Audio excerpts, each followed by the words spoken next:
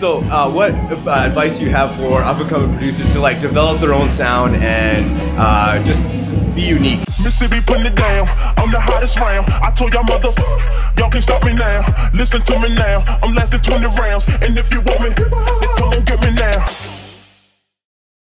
I just finished having dinner at this amazing restaurant. It's called Alice, and it's super beautiful. I'm just about to head off to one of my favorite artists lately, in the past couple of years actually, and his name is Kyle Watson.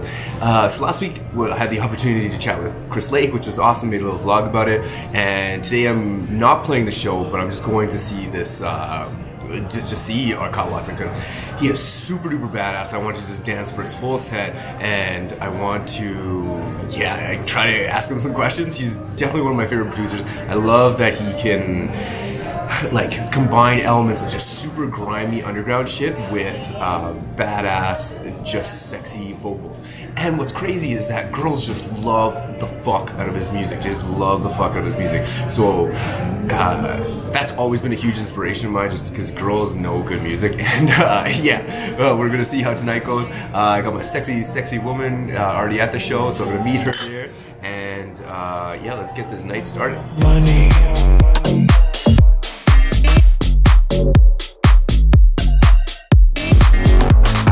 So, what advice do you have for up-and-coming producers to like develop their own sound and just be unique?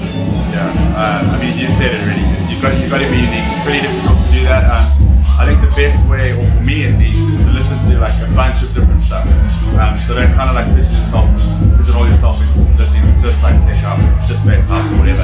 Like listen to everything.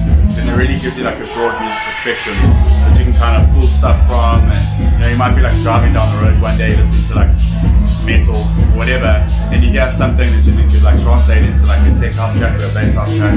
Like yeah, so I would say like that would probably be the best advice.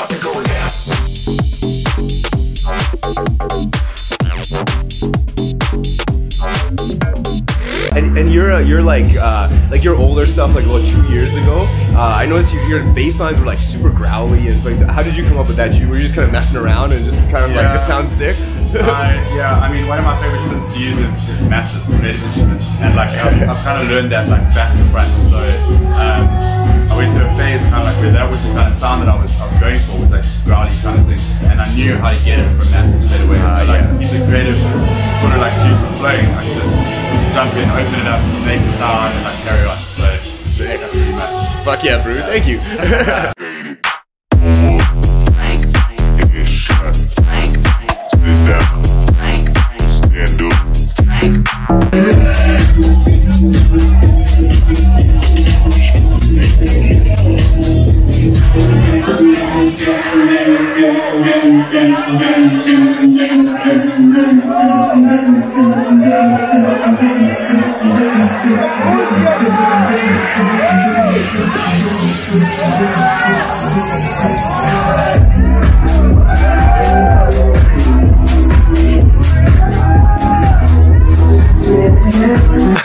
Alright, muchachos, that was pretty sweet. Now, as you can tell, this is a completely different day. I'm back in the studio.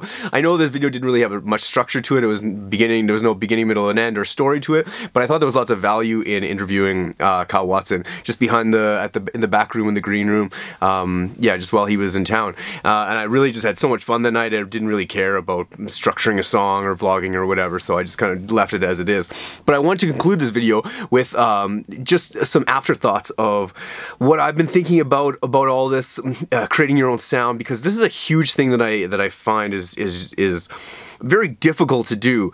And I think the best plan of action to do this, along with what they said, is to continue practicing making music and remaking other songs, and just keep hammering away at that until you can efficiently and pretty quickly recreate any song that's out there. Now, I'm not saying like identically, but identically, is that a word? I'm not saying making it identical, but pretty much the same song. Like, you can structure it out, you can get all the sounds sounding the same, it's a little variations here and there, but I think you should work on that until you get to that level. And then once you get to that level where you're actually being able to recreate songs, then you have the creative flow to just sit there, clear your mind, and just really try and make something original. Draw from all the inspirations from different styles of music, like he said, and what Chris said with last week was just find your own lane. And to be honest, I've been really experimenting with that. I have been focusing lots on making videos and content for you guys, and I haven't really been focusing on music that much. I've been finishing up older projects, which was super annoying and frustrating because you'd be working with vocalists for months and months and months, and you lose inspiration on tracks and all that kind of stuff. So last week I really took to what both of them said and just started messing around in the studio and trying to figure out my own sound, and I think I found something really sweet. I'll give you a little preview of what I've been working on right now. So I really just went balls deep on the kind of music that makes me kind of just move, and I had no agenda sitting in the studio. I just kind of came in here and I was like, I don't know what I'm gonna do, but I'm just gonna do it, because I was really hung up on like pretty music. I was loving all that for like the longest time, but I love dance music. I fucking love dance music, and I like when people go off in the club, and that whole is dear to my heart. So I just started working on stuff, and I cranked out almost 4 songs in the last like 2 weeks.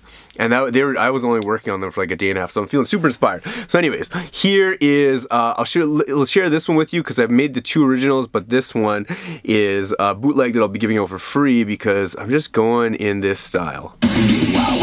Oh, that's the wrong vocals. This is the right vocals.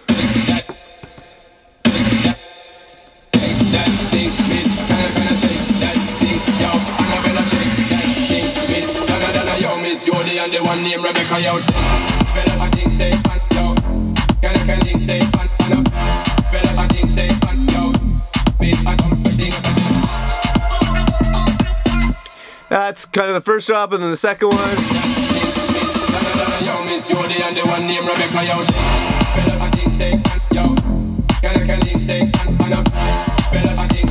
So yeah, I don't know, I've been really digging this stuff lately, and it's really complex, and I've just been flying through, knocking tracks out. So yeah, I'm really stoked on it. So I'm gonna be, the next couple sets of videos and all that kind of stuff is not gonna be very like, this is how you do this, blah, blah, blah, blah, blah. It's going to be me in the studio and just cranking out as much music as possible, and I'm gonna explain what I'm doing while I'm doing that, and trying to like find my own sound and kind of the techniques that I'm doing to do that. And yeah, I'm gonna be banking like 10 to 15 tracks just to have them ready for summer, and to have them ready for, I have lots of cool stuff coming up, playing these awesome festivals in the summer, and I want to do some live stuff for some of the festivals, and I also want to have a truckload of party music to be able to play and make people dance. So that's my plan. Soon as I get this backlog of tracks, then I will go back to making some awesome, really focused content videos, but for the next little bit, I am just going to be making vloggy style ones. So I hope you stick around and follow me on this crazy ass journey. I love you, and peace! Oh yeah, wait. Like and subscribe, notifications thing, press that, follow me on Instagram, because that's where I'll be posting little updates. You can hit me up on Instagram, ask me any questions about what I'm doing, and if you're interested in a mentoring program, I'm pretty full up right now actually. In the next month, I should have spots open in my mentorship program, and that will be super awesome. Alright, until next time, peace!